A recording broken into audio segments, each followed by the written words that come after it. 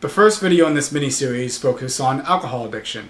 This video will focus on crystal meth addiction.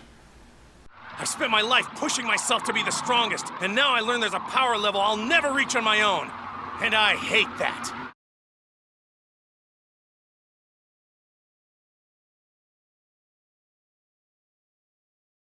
In today's episode, I'm joined by Joseph Sharp, who is a blogger and the author of the book Quitting Crystal Meth. You're also a recovered crystal meth addict. Congratulations on that, and thank you for being here. Thanks, Raphael. It's good to be here. So my first question is in regards to the drug itself. What is crystal meth exactly, and how does it compare to other drugs? Well, crystal meth, it's a stimulant, and unlike most methamphetamines, it's in crystallized form, and that makes it react differently in the body than just a stimulant. It is a very sexually arousing drug. You hear about people being, quote, tweakers on it, where you're just bouncing all over the place. But a lot of people, and particularly in the gay community, use it because of its sexually stimulating and arousing, benefits, let's say. But it gives you an idea of its effect. And this is if you use it in IV.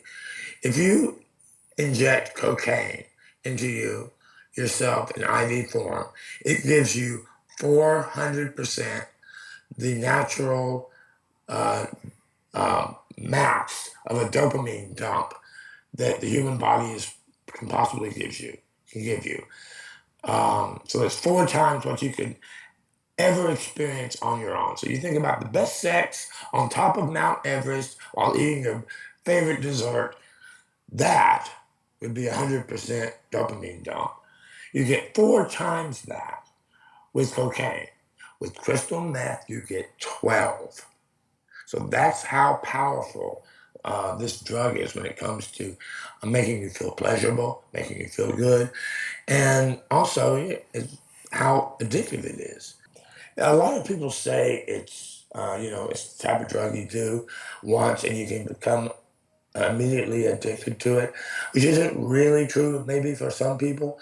Usually what happens is, like in my case, I started using it. I was first offered it during a sexual encounter, and I thought, sure, why not? I'll try anything once. I was in my late 40s at that point, and I did, and I liked it. And then I would just use it on sexual encounters when someone would offer it to me. Then a short time afterwards, I decided, well, I want to have it in case they don't have it because this is so good. Then I started buying it on my own. And I would only use it in sexual encounters on weekends. Well, what happens is that with a lot of drugs is weekends go from Friday to Sunday. They start going from Thursday to Monday. And then before long, it's Thursday to Wednesday, and you're just using it all week long, which was my case. Within, I'd say, about 3 months of starting it, I was using it daily. And, but when you talk about things being instantly addictive, but people mostly they think of crack. You do it and you're instantly addicted. Well, the reality of that is, according to studies done by Columbia University, is that just 3% of the people who use crack have used it in the last month, meaning that's 3% become addicted. 20%, only 20% were ever addicted at one point, and then they stopped.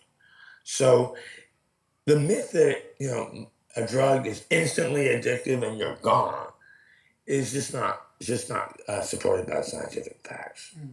My next question is in regards to your addiction. How did your addiction affect you and your loved ones? Well, what happened with me, there are 2 phases of my addiction. I've gone through, I had about a 2 year period of when I became addicted. And I was 48. And I was able to keep it hidden. I lived in Los Angeles. I was working in the film and television industry as a writer. And my my parents, who were in their 70s, lived in Texas, and the rest of my family did. And I was able to keep it hidden from them and from most of my family, and actually most of my friends who were not in the meth world. When you're a drug addict, what happens is you have two worlds. You have your drug addict world and you have your regular world.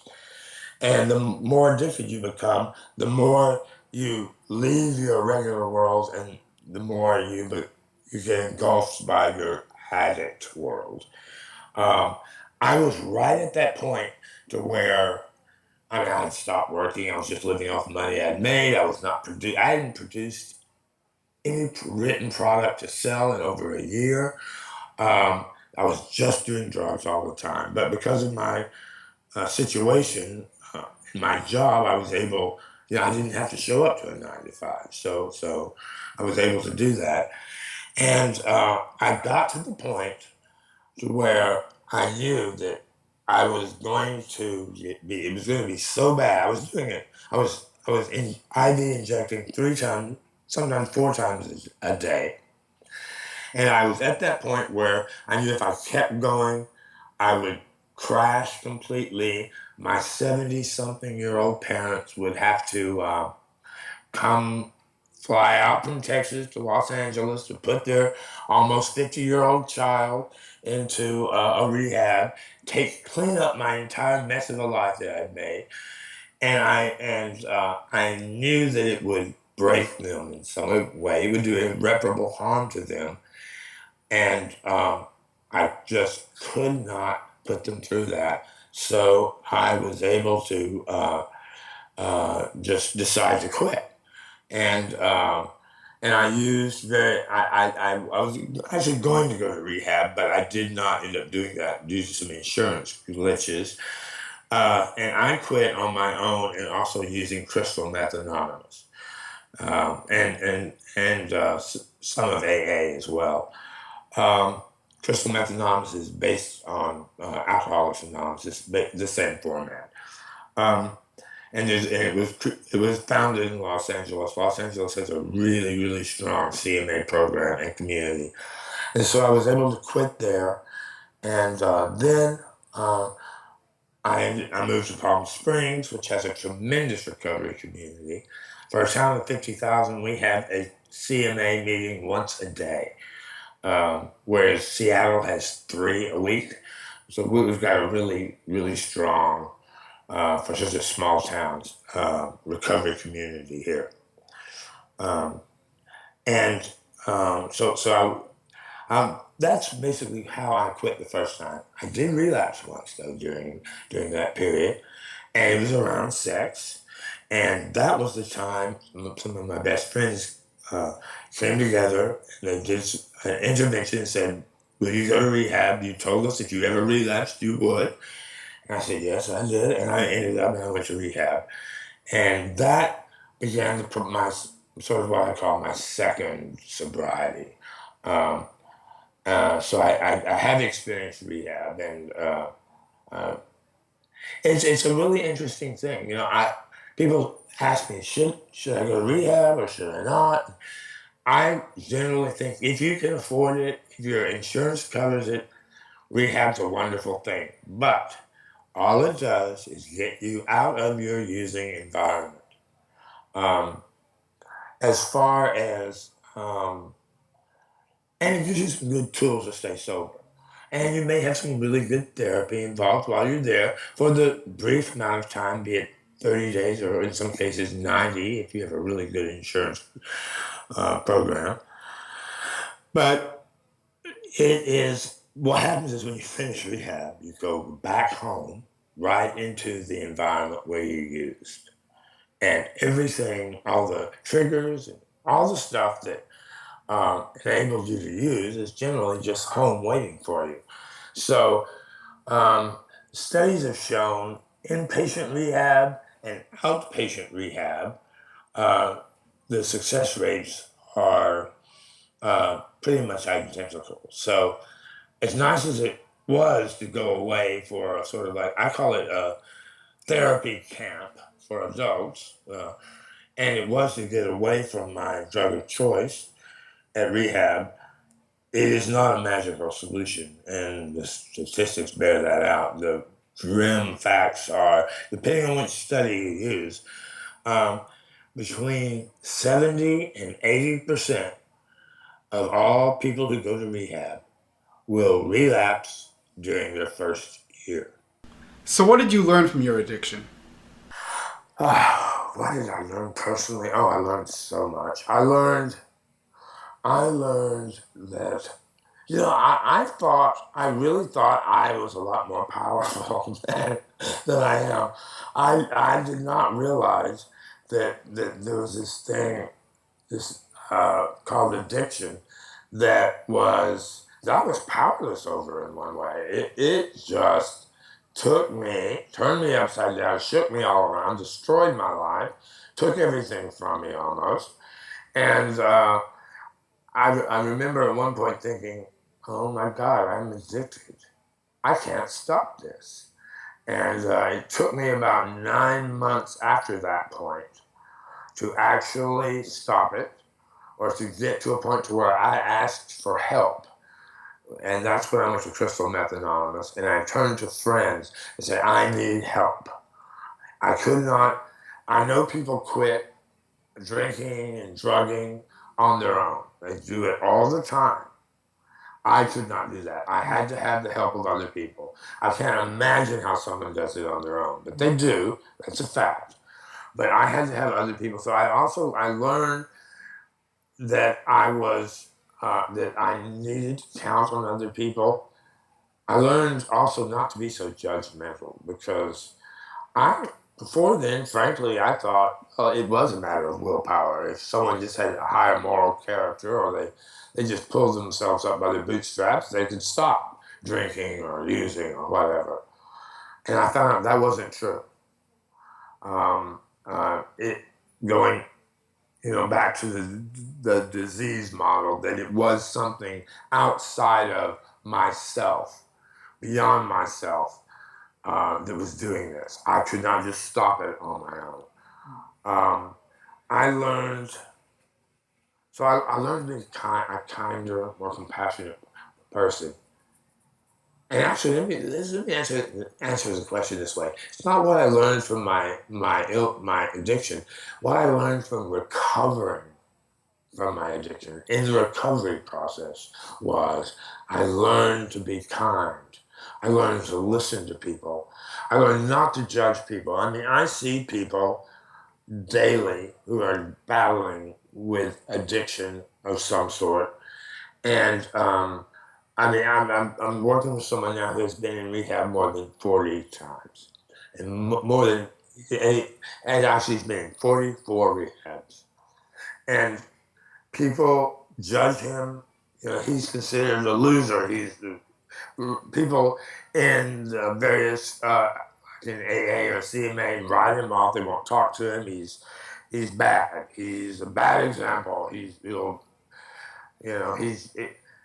and I've learned to realize that you can't do that. If someone would have done that to me, I might be dead right now. I always believed about relapse. It's like I said, it's so common. 70 to 80% of the people who go to rehab relapse in their first year after rehab. So most addicts relapse at one point. The average number for meth relapse is seven to 12 times before you get recovery or you die. There's really not much in between. And with those numbers, it just teaches you taught me to be a kinder, more compassionate person. And I always believe and I tell my people that I'm working with, this relapse right now that you just had can be your last relapse. And in fact, at one point, the relapse you have will be, in fact, your last relapse. That's a fact. Now, it may be because you die. Maybe because you OD and die. But it may also be because you quit. and you stop. We're not quite sure how it all happens, how it works. We've got different theories. We all are different. We try to help. We come together. There's family. There's therapy. There's behavior modification techniques. There's all sorts of things you can do, and we use them all. Anything to try to make it quit, and all sorts of strategies. But the fact is, at one point, this last relapse will be your last. My last question is, if somebody watching this video right now is suffering from a crystal meth addiction, what advice would you give to them? All right, what I would say is number one, don't beat yourself up. You have, I was just go back to the disease model. You've got a disease you're dealing with. It is not because you're morally weak. It's not because you're lacking in character. Forget all that nonsense. You've got something that's going on with you right now that can be treated. It's chronic, but you can put this disease into remission. If statistically, worldwide, it's a fact that well over 1 million people, probably over 2, have successfully quit crystal meth. You can too. And so it is possible. Seek help. Go, go go online. You start at my website, quittingcrystalmeth.com. Go to CMA, Crystal Meth Anonymous website. Look at that. A lot of times the 12-step thing, it's not for everyone. It's not. A lot of people, it just does not work for, and that's great. That's not your only your only opportunity, your only alternative. There's lots of different ways to quit. But you've got to ask for help. You people do it on their own. I don't know how they do it. No one really knows how they do it. The best way to quit, in my opinion, is to get help in doing that. And to do that, you have to start being honest. You have to admit, I'm an addict. I've been beaten by this. I don't have to stay beaten. I don't have to die. I can live. Over 1 million people have beat this fucker. I can be one of those. I do not have to be the statistic of those who die. And so that's where you start. But you gotta get help. It's just I just don't see how anyone does this on their own. And you need to get out of your using environment for a while. You're gonna have to. If I'm shorthand with someone who said, okay, you told me all this generically, sort of. Well, what specifically can I do? Number one, change your phone number. Only give it to friends who don't use. That way, all the people who you know in your using world can't contact you. Delete all your contacts and that means your phone, your history too, of everyone you know who you use with. If you've been using for more than several years, probably most of the people you know use, and you don't have friends who don't use anymore. They've left your life. They've had it with you. They aren't there. So you're going to need to find a new community real quick of people who don't use or who are trying, like you, to quit using. The best place to do that is Crystal Meth Anonymous.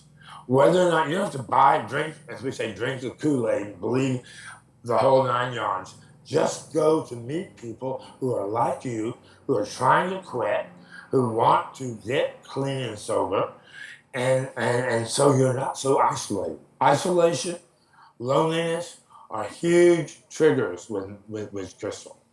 It may be the biggest trigger. So reach out. Don't do it alone.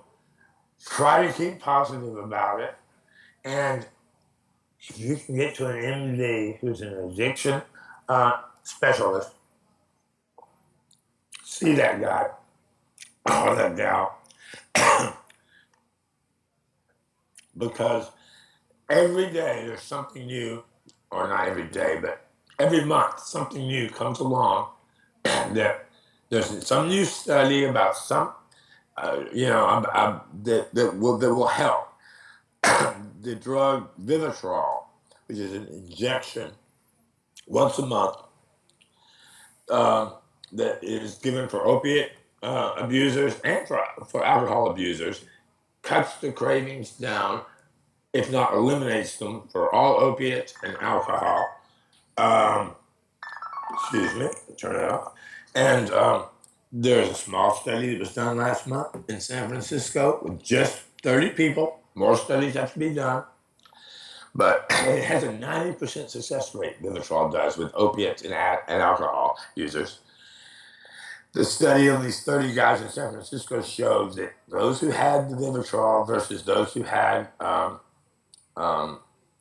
placebo, it was those who got the Vivitrol, their withdrawal, their cravings either completely went away or were dramatically reduced. So there's always something in the works that can help you medically. So if you can find, but you need to find an addiction specialist, someone who's board certified in addiction, not just a regular MD. If you can do that, do that. If you can go to a rehab, go. Do as many things as you can to try to move into recovery. But mainly just be around. You go online, go to my website, go to others. There's tweaker.org. On Facebook, there are 3 support groups, each with over 5,000 people that are private groups. You have to sort of search around to find them. Closed groups of crystal meth recovering people, folks, and the help is out there. But you got to look for it. And you got to realize you can be part of those. You can join the group of the people who live and recover and stop using and get their lives back and get a life that is so much better than what you're having now. The thing about crystal is we get to a point where life isn't worth living. It's hollow, it's empty, and we give up.